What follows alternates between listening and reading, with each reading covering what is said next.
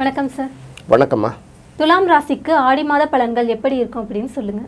துலாம் ராசியை பொறுத்தவரை ஆடி மாதம் நடைபெறக்கூடிய பலன்கள் எல்லாம் பாசிட்டிவ் பலன்களும் சுமாரான பலன்களும் கலந்து தான் நடைபெறும் அப்படிங்கிறத பார்க்கணும். நம்ம தொடர்ச்சியாக சொல்லிட்டு வரும்போதே ஒரு விஷயத்தை சொல்லிகிட்டே வந்தோம். தமிழ் மாதத்தில் கார்த்திகை மாதம் ஆரம்பித்த அந்த சூரியன் செவ்வாய் சேர்க்கையும் அதை அடுத்தடுத்து ஒட்டி ஒட்டி அதோட பயணமும் அதுக்கு கோச்சாரத்தில் இருக்கக்கூடிய சனியோட தொடர்பும் பார்த்திங்கன்னா தொடர்ச்சியாக ஒரு நெருக்கடியை ஏற்படுத்திகிட்டே வந்ததுனால 12 ராசிகளும் தொடர்ந்து நம்ம நெருக்கடியை தான் சந்திச்சுட்டு வந்துட்டுருப்பாங்க. இதுக்கு அப்பப்போ கொஞ்சம் ரிலீஸ் கிடச்சிருந்தா கூட நிரந்தரமாக ஒரு என்ன நினைக்கிறது ஒரு முழுமையாக எதையும் செய்யறதுக்கு போராடிருப்போம்ல.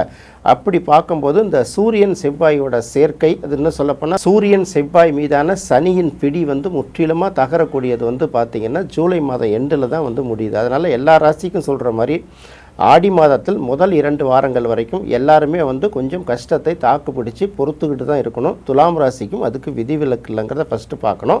அடுத்தது பார்க்கும்போது இந்த சூரியனும் குருவும் சேர்ந்திருக்கக்கூடிய ஒரு அந்த சேர்க்கை சிவராஜ யோகம் துலாம் ராசிக்கு எந்த அளவுக்கு பலன் கொடுக்கும் அப்படின்னு பார்க்கும்போது ஒரு 50% பாசிட்டிவ் அப்படின்னு எடுத்துக்கலாம். இன்னொரு 50% பாசிட்டிவாக இருக்கும் அப்படிங்கிற மாதிரி எதிர்பார்க்க முடியாது. பொதுவாக சூரியன் 10ஆம் இடத்துல இருக்கிறது எல்லா வகையிலும் நல்ல பலனை தானே கொடுக்கும்.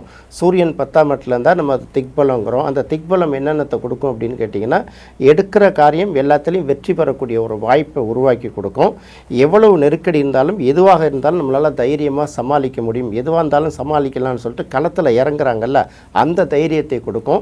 அதுக்கப்புறம் பார்க்கும்போது ஒரு நல்ல ஸ்டேட்டஸ், நம்ம இது வரைக்கும் எதுக்காக போராடிட்டு இருந்தோமோ அந்த ஸ்டேட்டஸில் உட்காரத்துக்கான ஒரு வாய்ப்பையும் சேர்த்து கொடுக்கும். அதனால் 10ஆம் இடத்தில் இருக்கக்கூடிய சூரியன் எல்லா வகையிலும் நன்மையை கொடுக்கும். அது கூட இருக்கிற குரு இருக்கு இல்லையா, அதுவும் பார்த்திங்கன்னா எல்லா வகையிலும் நல்ல பலனையே கொடுக்குங்கிறத ஃபஸ்ட்டு எடுத்துக்கணும். இருந்தாலும் இன்னொரு பக்கம் 10ஆம் இடத்தில் இருக்கக்கூடிய குரு அப்படின்னு பார்க்குறோம்ல, அந்தணன் 10ல் நிற்க அவதிகள் மெத்த உண்டு அப்படின்னு சொன்னால் கூட அந்தணன் தனித்து 10ல் இருந்தால் தான் அவதிகள் கிடைக்கும். ஸோ தனித்து இல்லை அப்படிங்கிற காரணத்தினால சூரியனோட சேர்ந்து இருக்கிறதுனால துலாம் ராசிக்காரர்களுக்கு இந்த மாதம் நிறைய பதவி உயர்வு கிடைப்பதற்கான வாய்ப்புகள் அதிகமாக இருக்குது. வேலை கிடைக்காத பல பேருக்கு புதிதானவர்களுக்கு நல்ல புதிய வேலைகள் கிடைப்பதற்கும் அதிக வாய்ப்பு இருக்குது. என்னதான் இருந்தால் கூட 10ஆம் இடத்துல குரு இருக்கு இல்லையா, அப்பப்போ சில பொருளாதார சிக்கல்களையும் அப்பப்போ தலையை காட்டிக்கிட்டே போகும். அதனால் 50% பாசிட்டிவ். இன்னொரு பக்கம் பார்க்கும்போது கோச்சார சூரியன் 3, 6, 10, 11ஆம் இடங்களில் வரும்போது அவர்களுக்கு வருவாய் வருங்கிறத நம்ம தொடர்ச்சியாக ராசி பலன் சொல்லும்போதே சொல்லிகிட்டே வரோம்ல. அப்படி பார்க்கும்போது துலாம் ராசிக்காரர்களுக்கு இந்த மாதம் வருவாயும் சற்று அதிகரிக்கக்கூடும். அப்படி இல்லைன்னா செலவுகள் கட்டுக்கடங்கி இருக்கும் அப்படிங்கிறது மட்டும் அவங்களுக்கு ஒரு பாசிட்டிவாக எடுத்துக்கலாம். அடுத்து பார்க்கும்போது நம்ம எப்போதுமே ராசியை சொல்லும்போது ராசிநாதன் எங்கே இருக்கார் அப்படின்னு சொல்லிட்டு தான் அடுத்த பயணத்துக்கு வருவோம். ஆனால் இந்த துலாம் ராசியை பொறுத்த வரைக்கும் அது செகண்ட் பார்ட்டாக எடுத்துக்கிட்டு வரோம். ராசிநாதன் சுக்கிரன் 11ஆம் இடத்துல இருக்குது. சுக்கிரன் 11ஆம் இடத்துல இருக்கிறது அவ்வளவு நல்ல பலன்களை கொடுக்காது. ஏன்னா துலாம் ராசியை பொறுத்த வரைக்கும் அதுக்கு 11ஆம் இடம் பாதகஸ்தானம், அதனால் நல்ல பலனை கொடுக்காது. ஏற்கனவே கடகமும் பார்த்திங்கன்னா சுக்கிரனுக்கு பகை வீடு தான். இப்போ இருக்கக்கூடிய சிம்மமும் பகை வீடு தான், பாதக வீடு தான். அதனால் கடகத்தை விட்டும் சிம்மத்தை விட்டும் முதல்ல சுக்கிரன் எப்போது வெளியில் வருதோ அப்போலேருந்து துலாம் ராசிக்காரர்கள் ஓரளவுக்கு ஃப்ரீ ஆகிடுவாங்க. இருக்கும் பல்வேறு சிக்கல்கள் இருந்தால் கூட இந்த ராசிநாதன் நல்ல நிலைமையில் இருக்கணும்ல, அப்படி வரும்போது அவர்கள் தெளிவாயிடுவாங்க. இன்னொரு பக்கம் பார்க்கும்போது ராசிநாதனான சுக்கிரன் தனிச்சிருந்தால் கூட பரவாயில்ல, அது போய் கேதுகிட்ட மாட்டிக்குது இல்லையா. அப்போ கேதுகிட்ட மாட்டிக்குதுன்னா அது ஒரு நிறைவான ஒரு விஷயத்தையே கொடுக்காது. இப்போ ஒரு பூ இருக்குன்னா பூவை போய் பிச்சுக்கிட்டே இருந்தோம்னா அந்த பூ எந்த மனசில் இருக்கும், அதோட ஷேப் ஒரு பக்கம் மாறிடும். அந்த அதுக்குன்னு ஒரு மலர்ச்சி இருக்குல்ல பூவுக்கு, அது மலர்வதனால தான் நம்ம மலர் அப்படின்னு சொல்கிறோம். அந்த மலர்ச்சியும் பாதிக்கப்படும்ல. அதனால் பார்த்திங்கன்னா ஓரளவு மனநிறைவு இல்லாமல் ஹஸ்பண்ட் ஒய்ஃபுக்குள்ளாரையே பார்த்திங்கன்னா 2 பேருக்குள்ளே ஒரு இணக்கமான உறவு இருக்காது. அதை சொல்லுவாங்கள்ல, எலியும் பூனை மாதிரி இருப்பாங்க. உண்மையிலே புரிஞ்சுக்கிட்டு நடந்துக்கிட்டும் கிட்ட போனால் கூட பார்த்திங்கன்னா அவங்களுக்குள்ளே ஏதோ ஒன்று தடுக்கிற மாதிரி இருக்கும். இதெல்லாம் மாதத்தோட முதல் 2 வாரத்துக்கு தான். ஏற்கனவே நம்ம ரிஷபராசிக்கு சொல்லும்போது சொன்னோம்ல, முதல் ஆளாக வெளியில் வர்ற ஆள் ரிஷபராசிக்காரர்கள்ங்கிறதுனால அவர்களுக்கு முதல் விடுதலை. இன்னொரு பக்கம் துலாம் ராசிக்கு உரிய கிரகமும் சுக்கிரனுங்கிறதுனால அவர்களுக்கு அடுத்த விடுதலை. இப்போ 2 பேரும் தான் ஃபஸ்ட்டு மற்ற ராசிகளுக்கும் வழிகாட்டக்கூடிய சூழ்நிலை உருவாக்கி கொடுப்பார்கள் அப்படிங்கிறத தெரிஞ்சுக்கணும். இப்போ ஒரு 15 பேர் இருக்கும், எல்லாம் லாக்கில் இருக்கும். ஒரே ஒரு ஆள் தப்பிச்சு போயிட்டு வெளியில் போயிட்டாருன்னா பூட்டை உடச்சி போட்டு நம்மளை கூப்பிட்டு போயிடுவார்ல. அது மாதிரி அந்த ஒரு புதிய வழியை ரிஷபராசிக்காரர்களும் துலாம் ராசிக்காரர்களும் தான் மற்றவர்களுக்கு இந்த மாதம் திறந்து விடுவார்கள். அதுக்கான வாய்ப்பு நெருங்கி வருது. சுக்கிரன் 11ஆம் இடம் பாதகஸ்தானம், ஏற்கனவே 10ஆம் இடம் பகைஸ்தானம், இப்போ 12ஆம் இடத்துக்கு தானே வருது சுக்கிரன்.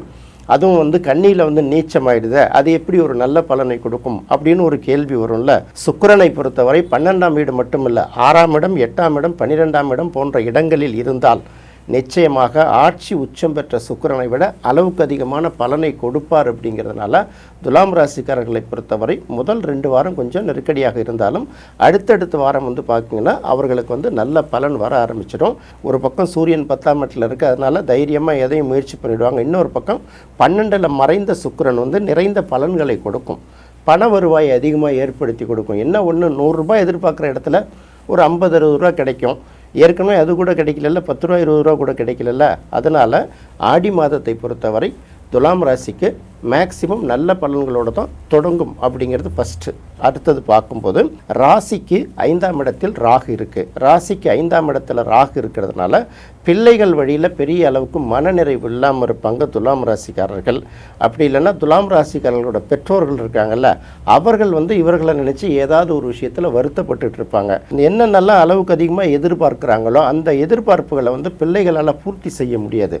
நமக்கு 1008 டார்கெட் இருக்கும், இலக்கு இருக்கும், நோக்கம் இருக்கும். இது எல்லாத்தையும் வந்து அடுத்தவர்கள் மேலே திணிக்க முடியுமா? அதனால் பிள்ளைகள் மேலேயும் பெற்றவர்கள் மேலேயும் பெரிய அளவுக்கு எதிர்பார்ப்புகளை வைத்து கொள்ளாதவர்களுக்கு இது ஒரு நல்ல பலனை கொடுக்கும். அதே சமயம் எதிர்பாராத நேரத்தில் நாம் எதிர்பாராத சில விஷயங்களை வந்து பிள்ளைகள் வழியிலையும் பெற்றோர்கள் வழியிலையும் பல பேர் அடைய முடிவதற்கான வாய்ப்பை வந்து இந்த 5ஆம் இடத்தை ராகு உருவாக்கி கொடுக்கும். பொதுவாக 5ஆம் இடம்ங்கிறது மனசு இல்லையா, அந்த இடத்துல ராகு இருக்கிறதுனால என்னன்னா மனசுக்குள்ளே வந்து அப்பப்போ மத்தாப்பு கொளுத்திக்கிட்டே இருக்கிற மாதிரி வந்து ஆசைகள் வந்து சிறகடிச்சு பறந்துக்கிட்டே இருக்கும். அந்த ஆசைகளெல்லாம் உடனே நிறைவேறிடுமா என்ன, அதுக்காக கொஞ்சம் வெயிட் பண்ணும். அது அப்பப்போ சின்ன சின்ன மன உளைச்சலை தரும். சில நேரங்களில் நாம் வந்து ஒரு கணக்கு போட்டு வச்சுருப்போம், நமக்கு வந்து ஒரு 5000 ரூபாய் கிடைச்சா போதும்னு நினச்சிட்ருப்போம், 1000 ரூபா கூட கிடைக்காது. சில நேரங்களில் பார்த்தோன்னா ஒரே இதில் 25,000 ரூபாய் கிடைச்சிடும். ஸோ அந்த மாதிரி சில திடீர் அதிர்ஷ்டங்களை அந்த 5ஆம் இடத்தில் இருக்கக்கூடிய ராகு உருவாக்கி கொடுக்கும். எப்படி இருந்தாலும் அது நல்லது. இன்னொரு பக்கம் பார்க்கும்போது ராசிக்கு 6ஆம் இடத்தில் சனி அமர்ந்திருப்பது பொதுவாக அந்த கடன் வழக்கு ரோகங்கள் இதிலேருந்தெல்லாம் தொடர்ச்சியாக விடுதலை கொடுக்கும் அப்படிங்கிறத நம்ம எதிர்பார்த்துக்கிட்டு இருந்தோம். ஆனால் பெரிய அளவுக்கு அந்த பலன் இல்லையே அப்படின்னு பார்க்கும்போது சனி வந்து இது வரைக்கும் தனித்து விடப்படவில்லைங்கிற ஒரு விஷயந்தான் நம்ம தொடர்ச்சியாக சொல்லிட்டு வரோம். அதே சமயம் அந்த சனி வந்து அடுத்து வந்து வக்கரமாகினால் கூட அந்த சனிக்கு வந்து குருவோட பார்வை 9ஆம் இடத்து பார்வை கிடைக்கிறதுனால கண்டிப்பாக இவர்களுடைய இந்த கடன்களை வந்து ஓரளவு கொஞ்சம் கொஞ்சமாக அடைப்பதற்கான முயற்சி எடுத்தால் அந்த முயற்சி வந்து சக்ஸஸ் ஆகிடும். அடுத்தது உடல்நிலை அந்த மாதிரி சில விஷயங்களில் பாதிக்கப்பட்டிருந்தார்கள்னா அதுலேருந்து கொஞ்சம் கொஞ்சமாக அவர்கள் இம்ப்ரூவ் ஆகி வர்றதை காமிக்க முடியும். இவர்களுக்குன்னு சில போட்டியாளர்கள் எதிர்ப்பாளர்கள் தரக்கூடிய இடையூறுகளும் கொஞ்சம் கொஞ்சமாக குறைஞ்சிக்கிட்டே வர்றதை கண்டினியூஸாக பார்க்க முடியும். இதெல்லாம் வந்து துலாம் ராசிக்கு ரொம்ப ப்ளஸ் அப்படின்னு சொல்லலாம். 6ஆம் இடத்துல சனிங்கிறது மீனத்தில் இருக்கக்கூடிய சனி, அதை வந்து குரு பார்க்கறதுனால நிறைய பேர் பார்த்திங்கன்னா புதிய வீடு மனைகள் வாங்குவதற்கான முயற்சிகளில் ஈடுபடுவாங்க. பல பேருக்கு அது கை கொடுக்கும். நிறைய பேருக்கு பார்த்திங்கன்னா வங்கி கடன், வீடு இந்த மாதிரி தொழில் சம்பந்தமானவற்றுக்கு வங்கி கடன் கிடைப்பதற்கும் அதிக வாய்ப்பு இருக்குது. அடுத்து பார்க்கும்போது ராசிக்கு 8ஆம் இடத்தில் செவ்வாய். ராசிக்கு 8ஆம் இடத்தில் இருக்கிற செவ்வாய் எந்த வகையிலும் நல்ல பலன்களை கொடுக்காது.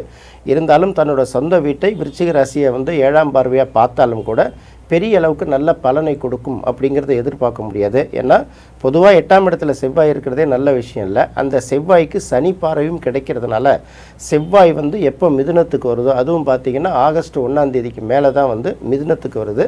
அது வரைக்கும் பார்க்கும்போது உடல் ரீதியாக சில சின்ன சின்ன பிரச்சனைகளை வந்து அவங்க அனுபவித்து தான் சில சூழ்நிலைகள் வரும். அதற்கான மருத்துவ சிகிச்சையை கண்டிப்பாக எடுத்துக்கணும். குறிப்பாக பார்த்திங்கன்னா வயிறு சம்மந்தப்பட்ட பிரச்சனைகள் நிறையா நடக்கும். பல இடங்களில் வந்து பார்த்திங்கன்னா நம்மளை போட்டு ஏதாவது ஒரு வகையில் நிர்பந்தப்படுத்திடுவாங்க. நம்ம வேறு செய்ய வேணாம், நம்ம சுதந்திரமாக இருக்கணும்னு நினைப்போம். வேறு வழி இல்லாமல் நம்மளை சில விஷயங்களை லாக் பண்ணி விட்டுடுவாங்க. அதுலேருந்து மீண்டு வர முடியாமல் தவிப்போம். இதெல்லாமே பார்த்திங்கன்னா ஜூலை மாதம் எண்டு வரைக்கும் இந்த சின்ன சின்ன நெருக்கடிகள் இருந்தால் கூட அதையும் கடந்து நம்ம மேலே வந்துடுவோங்கிறனால கவலைப்பட வேண்டாம். அடுத்தபடியாக பார்க்கும்போது ராசிக்கு 9ஆம் இடத்துல புதன் இருக்குது. ராசிக்கு 9ஆம் இடத்துல இருக்கக்கூடிய புதன் வந்து நல்ல பலன்களே கொடுக்கும்னால் கூட இது பார்த்திங்கன்னா வக்ர நிவர்த்தின்னு இந்த மாதிரி ஆட்டத்தெல்லாம் முடிச்சுட்டு ஜூலை 23ஆம் தேதிக்கு பிறகு தான் நார்மல் கண்டிஷனுக்கு வரும். அது வரைக்கும் பார்த்திங்கன்னா நம்ம எல்லா கணக்குப்படி எப்படி பார்த்தா கூட ஜூலை மாதம் எண்டு வரைக்கும் ஆகஸ்ட் மாதத்தோட முதல் வாரம் வரைக்கும் எல்லாருமே கொஞ்சம் கண்ட்ரோல் பண்ணிட்டு இருக்கிறது அவர்களுக்கு நல்லது. பெரிய அளவுக்கு எதிர்பார்ப்புகளை வச்சுக்காமல் இருந்தோம்னா நமக்கு அதிலேருந்து பெரிய அளவுக்கு ஏமாற்றம் வராது. இதுதான் மேஜராக தெரிஞ்சுக்கணும். ஆடி மாத பலன்களை துலாம் ராசிக்காரர்கள் முழுமையாக அனுபவிக்கணும்னா எல்லாருக்கும் சொன்ன மாதிரி தான் ஞாயிற்றுக்கிழமை அல்லது வியாழக்கிழமைகளில் சூரிய வெளிச்சம் படக்கூடிய சிவன் கோயில்களுக்கு சென்று வழிபடுவது நல்லது.